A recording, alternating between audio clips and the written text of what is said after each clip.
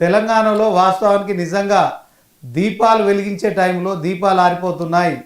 తాగుబోతులుగా తెలంగాణ ప్రజలు తయారవుతున్నారు. విచ్చలవిడిగా మద్యం అమ్మకాలు పెరుగుతున్నాయి.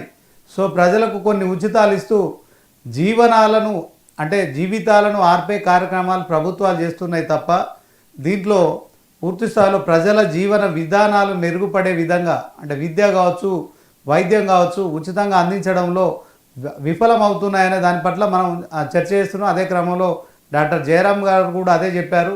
సో ఒకసారి మరి కొండా దేవయ్య గారు ఉన్నారు, ఆయన బీసీ నాయకులు, అదే క్రమంలో రాష్ట్ర మున్నూరు కాపు పటేల్ సంఘం నాయకులు.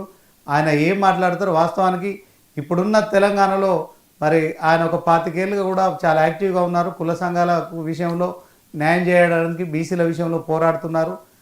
ఆయన ఏం చెప్తారు ఒకసారి విన్నాను. దేవయ్య గారు,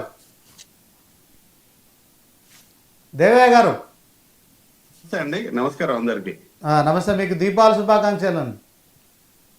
థ్యాంక్ యూ అండి. మీ అందరికి కూడా దీపావళి శుభాకాంక్షలు. తెలంగాణ రాష్ట్ర ప్రజలందరికీ 99 వీక్షిస్తున్న ప్రేక్షకులందరికీ కూడా దీపావళి శుభాకాంక్షలు తెలియజేస్తున్నాను.